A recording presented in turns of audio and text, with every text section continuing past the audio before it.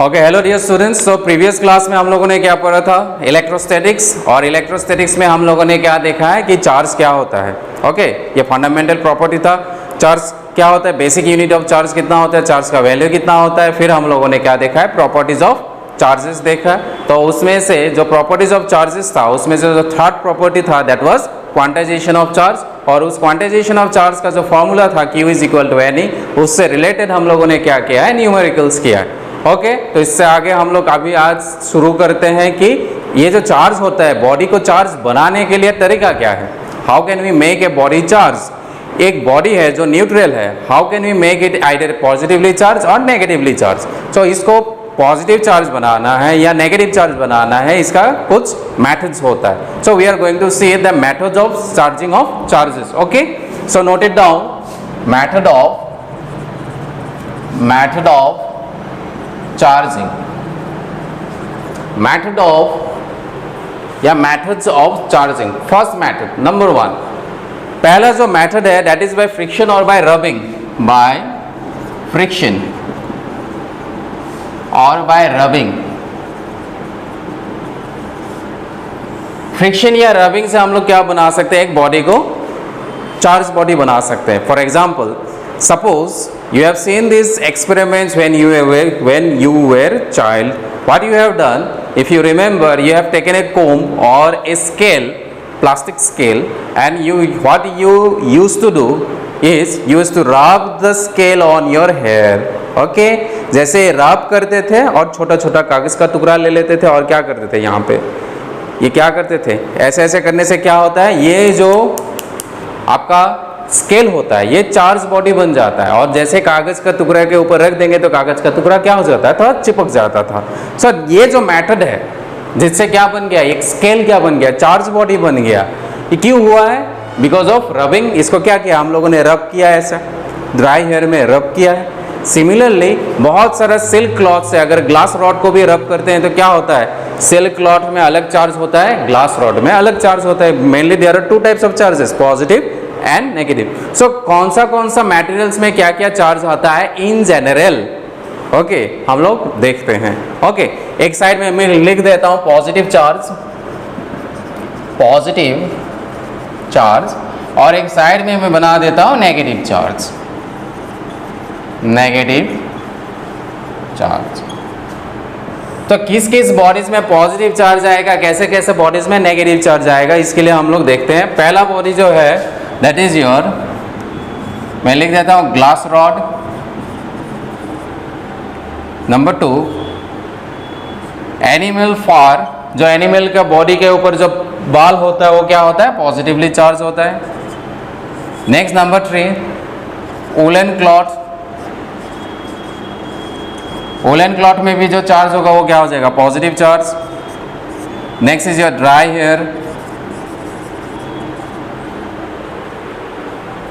सो ये सभी चीज में कैसा आता है, पॉजिटिव चार्ज आता है। We consider it by convenience. So negative charge किस में आएगा, नेगेटिव चार्ज आपका आता है first of all is your that is silk cloth. Okay, silk से कोई भी चीज जो बनेगा वो सिल्क में जो कौन सा चार्ज आता है, हमेशा जो चार्ज आएगा वो क्या आ जाएगा, नेगेटिव चार्ज आ जाएगा। Next number 2, that is your plastic. Plastic का कोम्ब हो सकता है, प्लास्टिक का कोई भी चीज होता है, तो उसमें चार्जेस जो आएगा, whatever the charge it will acquire, it will be your negative charge. Whenever we rub plastic, जब एक प्लास्टिक को हम लोग रब करते हैं, किससे, जैसे एनिमल बॉडी, एनिमल फर से रब करेंगे तो प्लास्टिक में कौन सा चार्ज आ जाएगा, नेगेटिव चार्ज। वेयरएज फर क्या बन जाएगा, पॉजिटिव चार्ज बन जाएगा। जैसे सिल्क क्लॉथ, एक सिल्क क्लॉथ लिया और सिल्क क्लॉथ से ग्लास रॉड को क्या किया, रब किया, तो ग्लास रॉड जो बनेगा वो क्या बनेगा, positive charge. Whereas silk cloth क्या बन जाएगा, negative charge. Next number 3 is your rubber. Rubber का मटेरियल अगर हम लोग लेते हैं तो हमेशा कैसा चार्ज आता है, उसमें नेगेटिव चार्ज आता है। So this are the main things, इसको आप लोग याद रखिएगा किसमें क्या क्या चार्ज आता है। So this is the first method of charging that is bye rubbing. Next, let us say the second method. This is second method is by conduction. By conduction.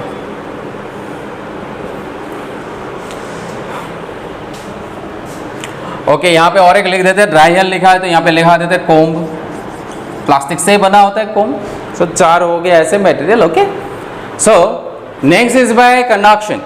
Conduction से भी हम लोग चार्ज कर सकते हैं। Suppose मेरे पास 2 metallic spare है, एक मेटल का स्पेयर, एक मेटल का स्पेयर, 2 अलग अलग मेटल का स्पेयर है।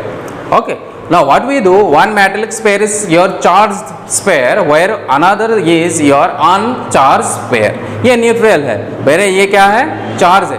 जब ये मेटल है तो मेटल्स में क्या होता है, जो चार्ज होता है वो फ्रीली मूव कर सकता है, और जो इंसुलेटर्स होता है वहाँ पे चार्ज फ्रीली मूव नहीं कर सकता है। तो जैसे ही मैं ये चार्ज बॉडी को, जैसे ये चार्ज है, सपोज ये मार्कर ले लेता हूँ, ये चार्ज बॉडी है, पॉजिटिवली चार्ज, ये न्यूट्रल है, मैं इसको लाया और यहाँ पे टच कर दिया। ऐसा टच करने से क्या हो जाएगा, कंडक्शन हो गया। इलेक्ट्रॉन्स क्या हो सकता है, फ्लो कर सकता है, या पॉजिटिव चार्ज जो है that is your protons flow कर सकता है। यहाँ से जितना भी पॉजिटिव चार्ज था वो क्या हो जाएगा, यहाँ पे फ्लो करना शुरू करेगा जब तक इक्विलिब्रियम स्टेट नहीं अटेन करता है। इक्विलिब्रियम स्टेट मीन्स इसमें जितना चार्ज है इसमें भी उतना ही, जब तक चार्ज ना आ जाए तब तक फ्लो करता रहेगा। सपोज यहाँ पे 3 चार्जेस है तो इसमें कितना फ्लो करेगा, 5, दोनों में 5 हो गया तो चार्ज फ्लो करना बंद कर देगा, प्रोवाइडेड दोनों का डायमेंशंस एंड ज्योमेट्री सेम है। सो बाय कंडक्शन कैसा होता है, whenever we bring, if you consider 2 sphere और any two bodies, okay, one is charged and one is another one is your uncharged body, उसको जाके हम लोग टच करा देते हैं तो क्या हो जाएगा, चार्ज फ्लो करेगा। इसको डायग्राम के थ्रू देखते हैं। Suppose this is a metallic sphere, this is a metallic sphere and this is uncharged, and this is another metallic charge. Suppose this is A and this is B, this is another metallic sphere and this is charged। ये क्या है, ये charge है। क्या charge है, ये positively charge है, this is positively charge. Okay, दोनों सेपरेट करके रखा गया है ना, इसको दोनों को कंडक्ट करा देते हैं। कंडक्शन का मतलब कब होता है, जब टच करेगा तभी तो कंडक्ट करेगा। इन क्लास 11 इन जो चैप्टर है that is in chapter number 12 I think, क्या था वो, कंडक्शन, कन्वेक्शन, रेडिएशन जो वाला जो चैप्टर था, थर्मल स्ट्रेसेस, मैकेनिकल वाला के बाद फ्लूइड आता था, फ्लूइड के बाद थर्मल स्ट्रेसेस जहाँ पढ़ा था आप लोगों ने, वहाँ पे क्या हो जाएगा, जैसे इसको टच कर देंगे यहाँ का जो चार्ज आ जाएगा वो ट्रांसफ़र हो जाएगा यहाँ, ऐसे ऐसे ट्रांसफ़र हो जाएगा। कब, जब इसको टच कराते हैं, क्योंकि कंडक्शन कब होता है, जब टच कराते हैं। ओके, और यहाँ पे रबिंग करने से क्या होता है, चार्जेस बनता है। यहाँ पे टच कराने से बॉडी को चार्ज बना सकते हैं। So this is the second method of charging a body. Another method है that is the third method, that third method is known as your by induction. We can charge a body by induction. Now okay, इसको आप लोग लिख लीजिए, मैं इसको मिटा देता हूँ। हम लोग थर्ड वाला देखेंगे, that is your charging by induction. Okay, note it down. Okay, let us see number 3, that is charging by induction. Charging by induction. Next, number 3,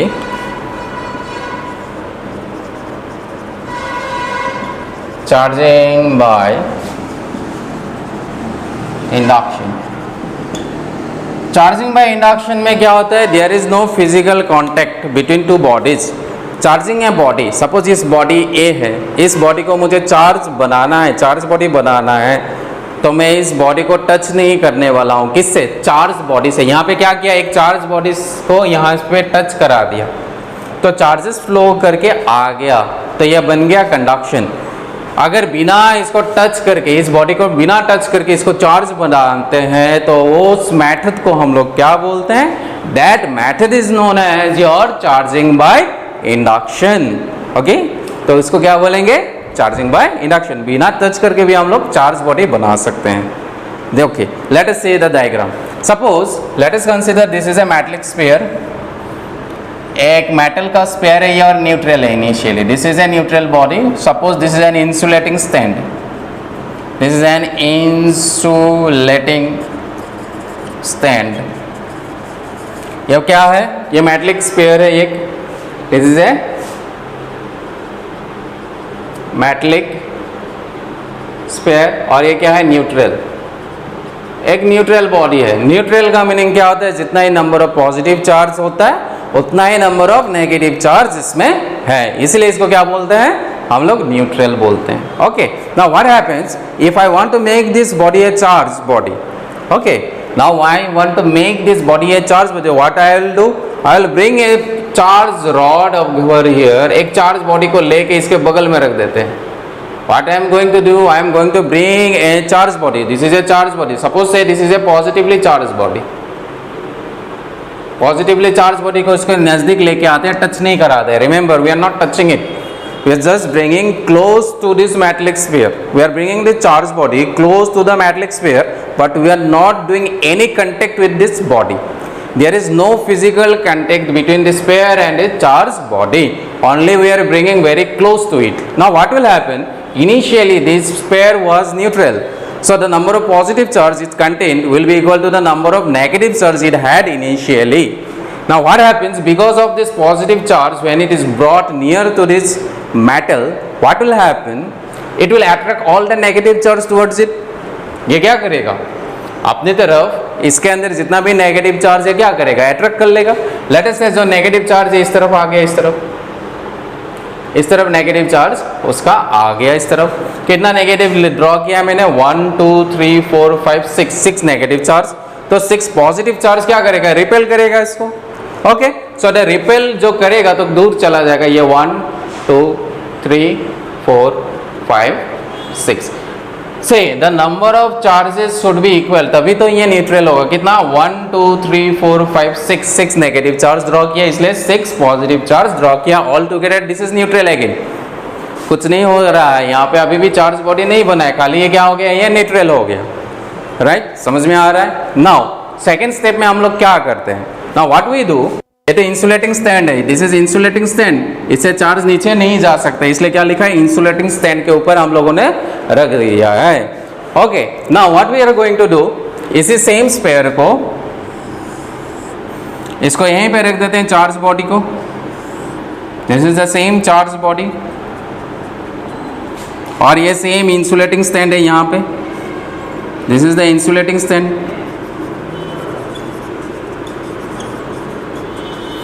insulating stand, और ये क्या है इस तरफ? नेगेटिव 1 2 3 4 5 6। और इस तरफ क्या करते हैं? इस वाला साइड में एक वायर से कनेक्ट कर देते हैं और इसको ग्राउंड कर देते हैं ऐसा। This is the sign of grounding. Grounding का मतलब एक वायर लगा के जमीन में हम लोगों ने कनेक्ट कर दिया है। Now whenever we are grounding it, this is known as grounding. Ground में क्या होता है?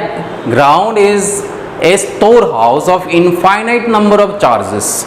Our ground is a storehouse of infinite number of charges. इसमें इतना सारा नेगेटिव चार्ज होता है, इतना सारा पॉजिटिव चार्ज होता है कि ये जो ग्राउंड है, ग्राउंड से क्या आ जाएगा? यहाँ पे क्या है? ये पॉजिटिव चार्ज है, तो इस पॉजिटिव चार्ज को क्या करेगा? ग्राउंड से नेगेटिव चार्ज आके क्या कर देगा? इस पॉजिटिव नेगेटिव को न्यूट्रल बना देगा। और व्हाट यू कैन सी, ये जो पॉजिटिव चार्ज था, ये पॉजिटिव चार्ज यहाँ से कहाँ फ्लो करेगा? यहाँ चला जाएगा, नीचे ग्राउंड में चला जाएगा। तो पॉजिटिव चार्ज जो था ये कनेक्ट कर दिया, ये ग्राउंड में चला गया। यू मे थिंक ये नेगेटिव चार्ज क्यों नहीं गया? नेगेटिव चार्ज को भी तो ग्राउंड में जाना चाहिए था। Negative charge is not moving because it is attracted by this positive charge. यहाँ पे पॉजिटिव चार्ज से क्या हो रहा है? वो अट्रैक्ट हो रहा है। Okay, so this is the first step, this is the second step. Third step में क्या करेंगे हम लोग? ये ग्राउंड वाला चीज हटा देते हैं यहाँ पे। We are going to remove this grounding again. This is the insulating stand. This is insulating stand.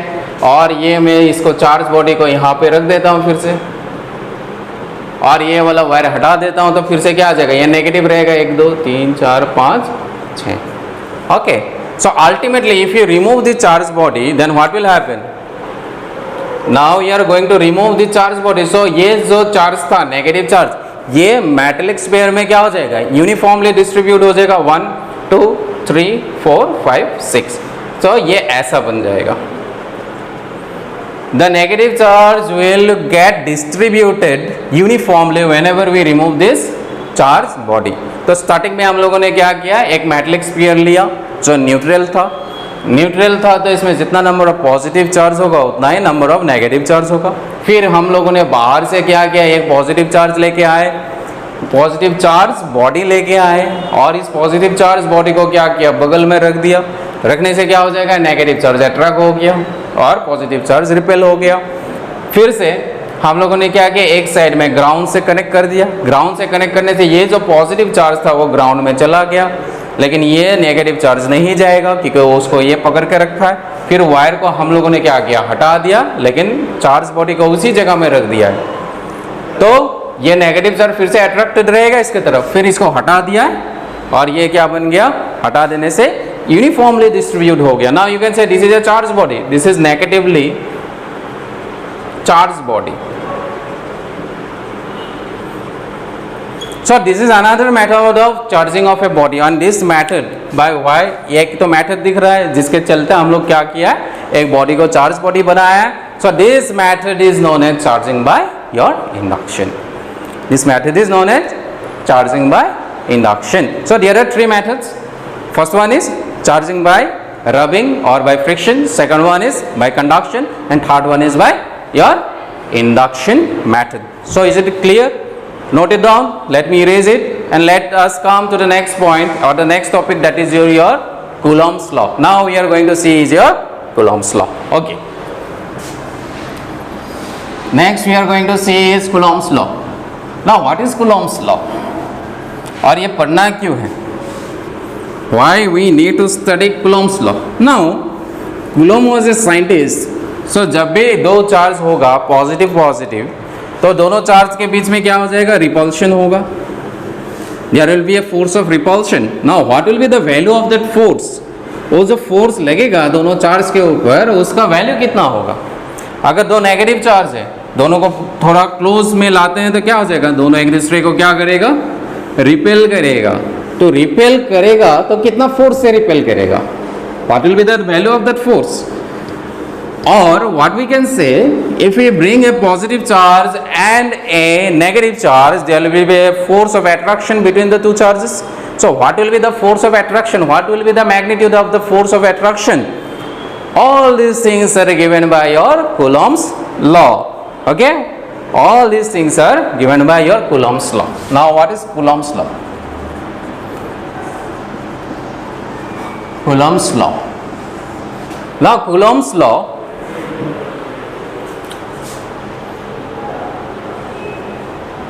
Coulomb's law. Suppose we are considering two point charges. Point charges किसको बोलते हैं हम लोग? Suppose ये मेरे पास एक मेटलिक स्फीयर है और इस बॉडी में चार्ज हम लोगों ने डाल दिया और यहाँ पे और एक बॉडी है, यहाँ पे इस बॉडी को चार्ज बॉडी हम लोग बोल देते हैं। इन दोनों के बीच में सपोज डिस्टेंस क्या है, r है। Suppose this is the diameter d. If r is very large as compared to d, ये जो डिस्टेंस होगा दोनों स्फीयर के centre to centre, if this distance is very large as compared to, okay, suppose this is the radius, this is the diameter, as compared to the diameter of this sphere, then what will say this to be a point charge. इसको क्या point से denote करेंगे, this is point charge, और इसमें total charge suppose q1 है तो इसको क्या लिखेंगे, q1। तो इसी के जगह क्या लिखते हैं, q1, इसके जगह क्या लिखते हैं, q2। इसको पॉइंट चार्ज हम लोग बोलते हैं। तो हमेशा पॉइंट चार्ज बोलेंगे तो क्या यूज करना है, ये समझ जाना है। ओके, नाउ सपोज दो चार्जेस है, दोनों के बीच में फोर्स कितना लगेगा, that is given bye Coulomb's law. Let me write down the statement, उसके बाद मैं डायग्राम के साथ आपको एक्सप्लेन करता हूँ। The force of attraction, the force of attraction or repulsion, the force of attraction or between two point charges is directly proportional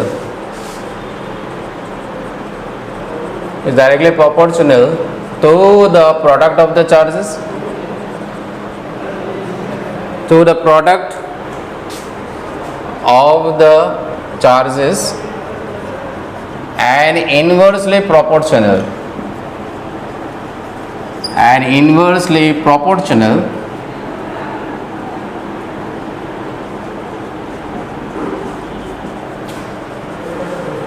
to the square of their distance,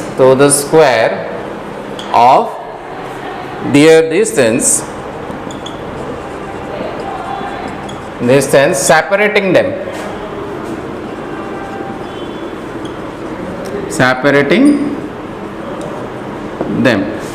इसका meaning क्या है? Suppose दो charge है यहाँ पे, this is one charge Q1, this is another charge Q2, and they are separated by a distance r distance. तो इसमें भी फोर्स लगेगा, दोनों पॉजिटिव चार्ज है तो फोर्स क्या हो जाएगा? इस तरफ ये इसको क्या करेगा? रिपेल करेगा. सिमिलरली ये चार्ज इसको क्या करेगा? रिपेल करेगा इस तरफ. अगर एक पॉजिटिव एक negative, force will be attractive. दोनों को पॉजिटिव ड्रॉ किया है इसलिए लिखा है द फोर्स ऑफ अट्रैक्शन. अगर एक पॉजिटिव है एक नेगेटिव है तो force will be attractive force. और रिपल्शन, ये तो रिपल्शन वाला डायग्राम बना है. Between two point charges, this is one point charge, this is another point charge, is directly proportional to the product of their charges. So जो force लगेगा ये force होता है वो डायरेक्टली प्रोपोर्शनल टू क्या है? प्रोडक्ट ऑफ देयर चार्जेस है Q1 into Q2 and inversely proportional to the square of the distance separating them, and this force is inversely proportional to the square of their distances. ये square कर दिया, दोनों के बीच का जो distance है उसके स्क्वायर से जितना ही डिस्टेंस बढ़ेगा फोर्स उतना ही कम हो जाएगा in terms of square. So this is first, let us say this is equation 1 and this is equation number 2. If you combine these two equations, what will you get? F directly proportional to Q1 Q2 by R square. Now if you remove this proportionality sign, what will you find? You will get a constant, suppose K constant, and it will be Q1 Q2 by R square. And here K is a constant of proportionality. Here K is a constant of proportionality. और K का जो value होता है, the K का जो numerical value होता है, that is 9 into 10 to the power 9 newton metre square पर कूलम स्क्वायर होता है. So the value of K, numerical value, is given by 9 into 10 to the power 9 newton metre square पर coulomb square. कैसे आया? K को separate करके देखिए. K अगर यहाँ आ जाएगा यूनिट, K को सेपरेट करेंगे तो ये क्या हो जाएगा? F फोर्स हो गया. ये क्या आ जाएगा? R square. नीचे क्या आ जाएगा? Q1 Q2. F के लिए क्या लिखेंगे? न्यूटन. आर्मिंग डिस्टेंस तो क्या आ जाएगा? Metre square. Q into Q, coulomb into coulomb, so it becomes coulomb square. Right. Again ये K कैसे आता है? K is also equal to 1/4 pi epsilon naught. K का जो वैल्यू होता है, शॉर्ट में K लिख देते हैं. K किससे बनता है? K is made up of this value. ये टोटल जो वैल्यू है इसका न्यूमेरिकल वैल्यू इतना होता है.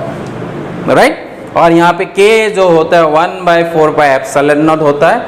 And this epsilon naught is known as permittivity of free space. Permittivity of free space. इसका मतलब क्या होता है? दोनों चार्जेस को अगर फ्री स्पेस में रखेंगे, वैक्यूम में रखेंगे या एयर में रखेंगे तो जो उसका मीडियम है, हवा है या स्पेस है, कितना अलाउ करेगा फोर्स लगने के लिए? दोनों चार्ज को हम लोगों ने कहाँ पे रखा है? Free space. Free space means vacuum, either vacuum और एयर. वाटर में नहीं रख रहे हैं, केरोसिन के अंदर नहीं रख रहे हैं, फ्री स्पेस में रख रहे हैं. तो वो जो मीडियम होगा, फ्री स्पेस का क्या है? फ्री स्पेस में कुछ भी नहीं है, तो वो फोर्स कितना लगने के लिए अलाउ करेगा? That is given by this epsilon naught. तो एप्सिलॉन को हम लोग क्या बोलते हैं? Permittivity of free space. And the value of epsilon naught is equal to 8.85 into 10 to the power -12. और ये जो यूनिट है उसको रिवर्स कर देना है. So it is coulomb square divided by newton metre square. You have to remember this value. Okay. So epsilon naught is given by 8.85 into 10 to the power minus 12 coulomb square per Newton meter square. So ultimately what we get? We get the relation that is F is equal to K Q1 Q2 by R square. So I have written this Coulomb's law. Only इसका magnitude का मैंने value लिखा है. ये जो force है इसमें arrow mark नहीं डाला है मैंने, ऐसे नहीं लिखा है. सो एरो मार्क डालने से वेक्टर क्वांटिटी हो जाता है और उसमें डायरेक्शन आता है. So in this case what we are doing, we are just finding the magnitude of this force and the magnitude of this force is given by K Q1 Q2 divided by R square. So इससे related हम लोग एक numerical करते हैं, देखते हैं, इसको समझते हैं. यहाँ तक क्लियर हो गया है? Okay okay, let us say one question based on this formulas and this values. Okay, so write it down. Suppose there are two charges, दो चार्ज है और इन दोनों चार्जेस का वैल्यू सपोज ओके मैं लिख देता हूँ and then we are going to solve this question. Okay, so coulomb's law से अभी हम लोग क्या करेंगे, एक क्वेश्चन करते हैं. Suppose question number 1, let us से question number 1, 2 point charges, 2 into 10 to the power minus 7 coulomb and 3 into 10 to the power minus 7 coulomb are separated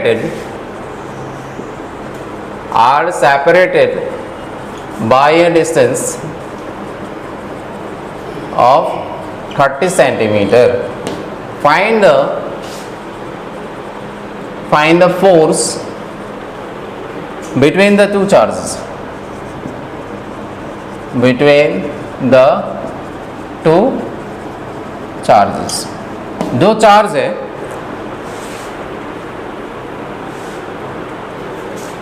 in vacuum बोल देते, इन वैक्यूम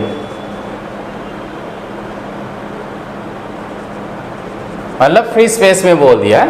2 पॉइंट चार्जेस है, 2 into 10 to the power minus 7 and 3 into 10 to the power minus 7 coulomb, और इनको separate किया गया है किससे, 30 centimetre में. तो लिख लेते हैं गिवन क्या दिया हुआ है. पहले तो हम लोगों को दिया हुआ है Q1 दिया हुआ है. What is the value of Q1? 2 into 10 to the power minus 7 coulomb. Q2 कितना दिया हुआ है, सिंपल है, 3 into 10 to the power minus 7 coulomb. Separation कितना दिया हुआ है, 30 सेंटीमीटर. ना you have to convert it into metre. 30 into 10 to the power minus 2 क्या बन गया, ये मीटर बन गया. Now what will be the value of force? Force is given by K Q1 Q2 divided by R square. Now remember ये K का value हम लोग क्या यूज करेंगे, this value you are going to use it, that is 9 into 10 to the power 9. जब भी numerical solve करेंगे ये वैल्यू डालेंगे. सो this is 9 into 10 raised to 9 into 2 into 10 to the power minus 7 into 3 into 10 to the power minus 7 divided by 30 into 10 raised to minus 2 इसका whole square कर देना है. Now इसको सिंप्लीफाई करना है और आंसर निकालना है. इसको सिंप्लीफाई करके आंसर निकालना है, कितना आ जाएगा. So F is equal to, so 9 into 10 to the power 9, so 9 को यहाँ रखते हैं और ये 2 3 6 into 10 to the power 9 minus ये आ जाएगा 14, 7 7 14. Okay, 30 square is 900, 10 raised to minus 4. Okay, तो इसको क्या लिख सकते हैं, 9 into 6 डिवाइडेड बाय 9 इंटू ये क्या है, 2 0 है तो क्या लिख सकते हैं, 10 raised to minus 2 plus 2 0 minus 2 0. Okay, और यहाँ आ जाएगा 10 raised to minus 5. 9 से 9 गया कैंसिल, सही लिख रहे हैं सब कुछ. 10 to the power minus 5 plus 2, so this becomes 6 into 10 to the power minus 3 Newton. तो इतना आ जाएगा force. The force that is acting between those two charges is given by this value 6 into 10 to the power minus 3 Newton. तो clear हो गया आपका ये चीज. Okay, तो और एक क्वेश्चन देखते हैं इसके ऊपर बेस्ड. ये सिंपल क्वेश्चन था, कूलॉम्स लॉ बेस्ड क्वेश्चन था. ठीक है, और एक क्वेश्चन देखते हैं इसी के ऊपर और एक क्वेश्चन देखते हैं. Suppose question is the force between 2 point charges of 0.2 microcoulomb and minus 0.8 microcoulomb is 0.2 Newton. Find the separation. Find the separation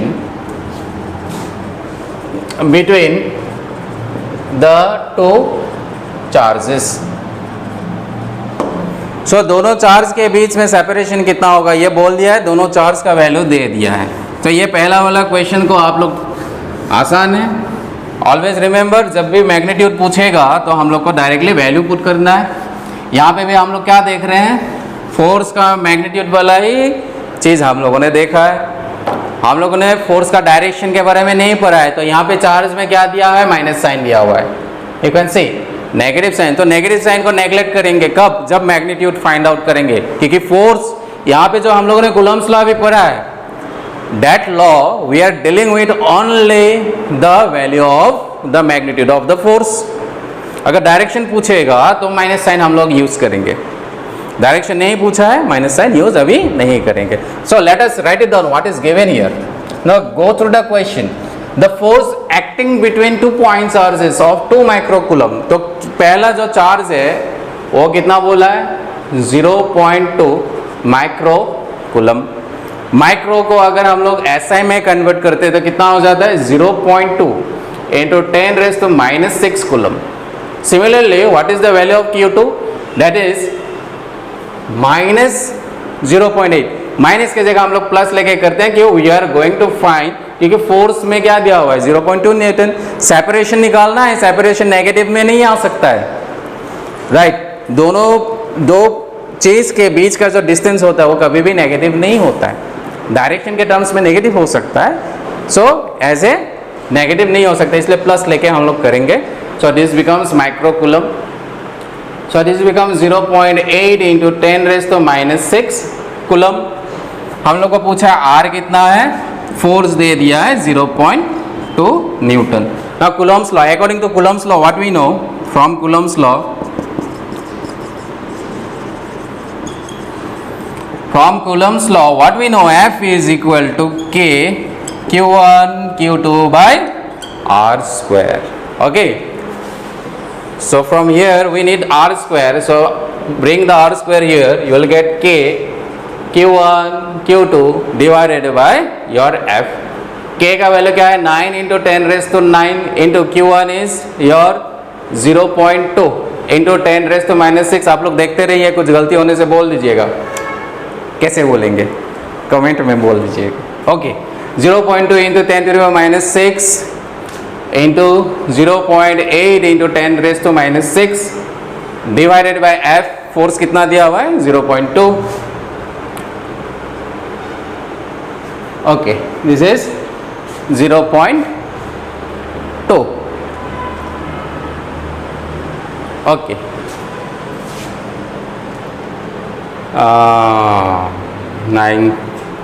0.2 second 9. Okay, इसको हम लोग एक चार्ज का वैल्यू चेंज कर देते हैं. एग्जैक्ट वैल्यू नहीं आएगा, इसको 0.4 कर देता हूँ. अभी आएगा क्या, लिखते हैं 9 2 4. अगर मैं ये करता हूँ 4. ओके, वैल्यू को कुछ नहीं किया है, खाली इस वैल्यू को मैंने 0.4 कर दिया और कुछ नहीं किया. क्वेश्चन में थोड़ा सा चेंजेस कर दिया, एग्जैक्ट वैल्यू नहीं मिलेगा नहीं तो. ओके, सो यहाँ से कितना आ जाएगा, ये 0.2 हट जाएगा तो कितना जाएगा, 2 टाइम्स जाएगा. ओके, सो दिस बिकम सी. क्या चेंजेस किया, कुछ नहीं भैया. देखो यहाँ पे ये 0.2 था, 0.2 के जगह क्या लिख दिया, 0.4 लिख दिया. ये 0.4 और कुछ नहीं किया. यहाँ पे 0.4 कर दिया, खाली वैल्यू को चेंज कर दिया क्वेश्चन में, क्योंकि स्क्वायर रूट है ना, स्क्वायर रूट निकालना है, एग्जैक्ट वैल्यू आना चाहिए. नहीं आने से थोड़ा सा कैलकुलेशन प्रॉब्लम हो जाता है, इसलिए ये क्या है. सो 9 आ गया 2 और 0.8 9. Okay, this is 9 into 8 2 16 1.6 into 10⁻9 और ये 6 - 6 -12. ओके, 16 9 जा 144 और पॉइंट यहाँ आ जाएगा और 10⁻³ 9, 10, 11, 12. ओके, ना इस पॉइंट को हटाने से कितना आ जाएगा 144 इंटू 10 रेज़ टू -4 आ जाएगा। समझ में आ रहा है? पॉइंट को क्या किया, शिफ्ट किया इस तरफ। शिफ्ट करने से क्या हो जाएगा, 10 से मल्टीप्लाई किया तभी तो शिफ्ट होगा, तो 10 से डिवाइड भी करेंगे, डिवाइड वाला 10 यहाँ आ जाएगा तो इस तरफ आ गया। आर स्क्वायर निकालना है तो R will be equal to कितना आ जाएगा, under root of 144 into 10 raise to -4। सो ये कितना का स्क्वायर है, 12 है, और ये 10 to the power -2। So this becomes इतना मीटर या 0.12 मीटर। सो आर का जो वैल्यू होगा 0.12 metre will be the exact value. तो दोनों के बीच में सेपरेशन कितना है, 0.12 मीटर। तो कूलम्स लॉ यहाँ पे हम लोग थोड़ा सा समझ गए हैं कि ये क्या है, मैग्नीट्यूड निकालते कैसे हैं, दो चार्जेस के बीच में फोर्स कैसे लगता है। ओके, आज यहाँ पे ख़त्म करते हैं। नेक्स्ट क्लास में ये कूलम्स लॉ को वेक्टर फॉर्म में कैसे देखना है। फोर्स तो डायरेक्शन होता है ना, बिना डायरेक्शन का फोर्स हम लोग क्या बोलेंगे, ये तो सिर्फ मैग्नीट्यूड निकाल रहे हैं, तो फोर्स का कुछ डायरेक्शन होता है। हम लोग देखेंगे कि डायरेक्शन कैसे मिलता है in the next class we are going to see. तो आज के लिए इतना ही, थैंक यू।